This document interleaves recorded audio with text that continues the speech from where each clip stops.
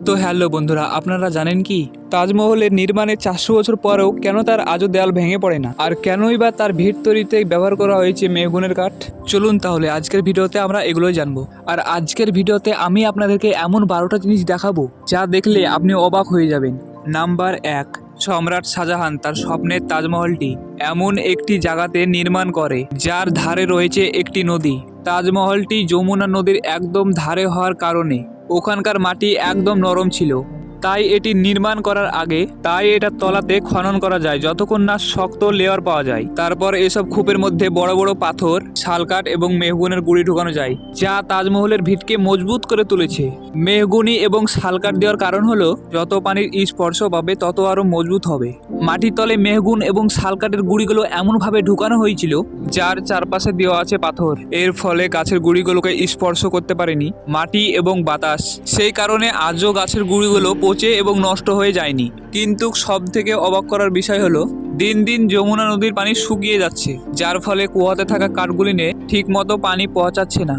সেই কারণে এর ভিড় দুর্বল হয়ে পড়তে শুরু করে দিয়েছে। ইতিমধ্যেই তাজমহলের দেওয়ালে ফাটনও লক্ষ্য করা গেছে। নাম্বার 2, সম্রাট শাহজাহান চেয়েছিলেন এই তাজমহলের পাশেই কালো রঙের আরেকটি তাজমহল বানাবেন। মুমতাজের মৃত্যু হওয়ার পরে শাহজাহান অনেক কষ্ট পেয়েছিলেন, তার জন্যই শাহজাহান আরেকটি কালো পাথরের তাজমহল বানানোর কথা ভেবেছিলেন। তবে ইতিহাসবিদরা এর সত্যতা খুঁজে পায়নি। কেউ কেউ মনে করে শাহজাহান তার ঐতিহাসিক তাজমহল বানানোর সময় তার রাজকোষ প্রায় শূন্য করে ফেলেছিলেন। তার মধ্যেই শাহজাহান আবার নতুন করে আরেকটি তাজমহল বানানোর সিদ্ধান্ত নিয়েছিলেন। তখনই শাহজাহানের পুত্র ঔরঙ্গজেব তার নিজের পিতাকে বন্দী করেন। ঔরঙ্গজেব তার পিতা শাহজাহানের কাছে তার শেষ ইচ্ছাটা জানতে চেয়েছিলেন। তখন শাহজাহান তার পুত্রকে বলেছিলেন, আমাকে এমন একটি জায়গায় বন্দী করা হোক আমি সেখান থেকে আমি যেন আমার শখের তাজমহলটি দেখতে পাই। পিতার সেই ইচ্ছেতেই ঔরঙ্গজেব তার পিতাকে শাহজাহানকে আগ্রা ফোর্টের এই ঘরের মধ্যেই বন্দী করে রাখেন। মূলত শাহজাহানের শাসনকালে মুঘল সাম্রাজ্য ছিল সব থেকে সমৃদ্ধ। বলা হয় এটিই ছিল মুঘল সাম্রাজ্যর বসন্ত।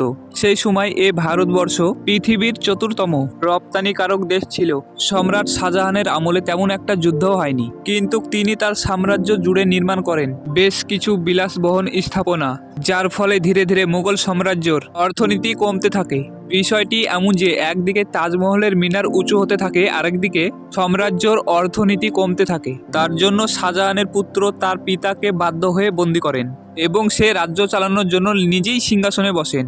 নাম্বার 3, আজ আমরা তাজমহলে প্রবেশ করার জন্য প্রধান একটি ফটক ব্যবহার করি। শাহজাহানের সময় এই ফটকটি থাকলেও তাজমহলের নদীর অংশেও আরেকটি গেট ছিল। ওই গেটটির নাম ছিল শাহী দরওয়াজা।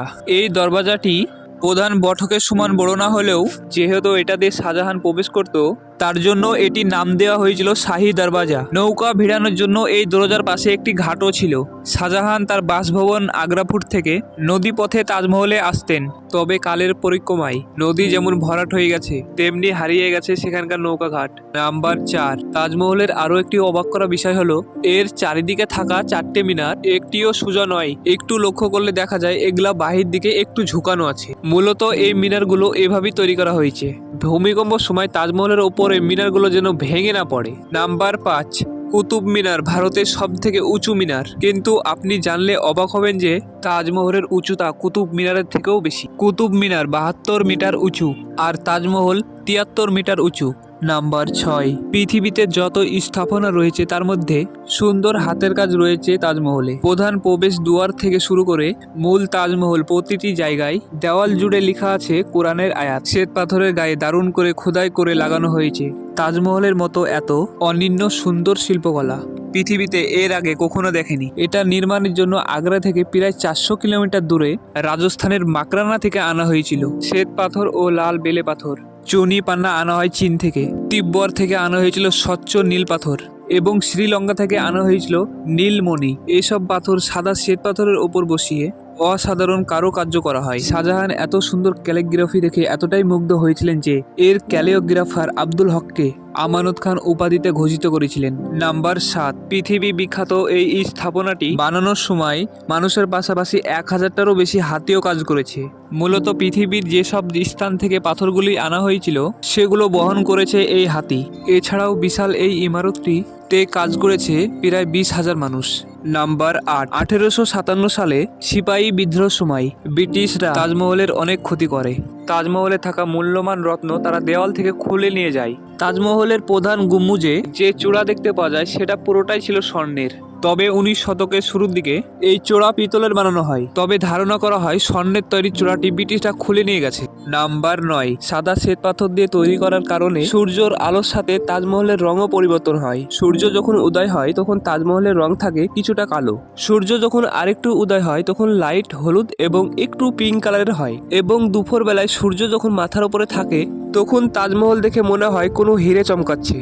যখন আকাশ মেঘলা থাকে তখন তাজমহল কিছুটা কালো দেখায়, যেমনটা ভিডিওতে আপনারা দেখতে পাচ্ছেন। এবং সূর্য অস্তর সময় তাজমহলের রং পুরাপুরি সোনালী কালারের দেখায়। আর জ্যোৎস্না রাতে তাজমহলকে মনে হয় যেন স্বর্গের প্রতীকছবি। নাম্বার 10, দ্বিতীয় বিশ্বের যুদ্ধের সময় তাজমহলের চারিদিকে বাঁশ দিয়ে ঘেরাও করা হয়েছিল।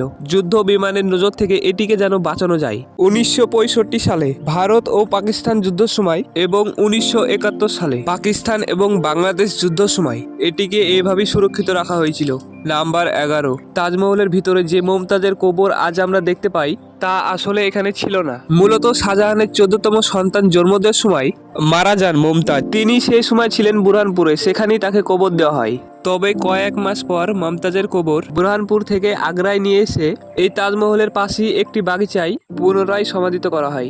এরপর 1653 সালে তাজমহলের নির্মাণ কাজ শেষ হয় বা নির্মাণ কাজ চলাকালীন কোনো একটা সময়ে বাগিচা থেকে মমতাজের কবর তাজমহলের গ্রাউন্ড ফ্লোরে সমাধিত করা হয়। তারপর শাহজাহানের মৃত্যুর পর তাকেও গ্রাউন্ড ফ্লোরে সমাধিত করা হয় মমতাজের কবরের পাশে। অর্থাৎ এখন আমরা তাজমহলের ভিতরে প্রবেশ করলে যে দুটি কবর দেখতে পাই সেটি আসলে সত্যিকারের কবর নয়, এটি কবরের অবয়ব।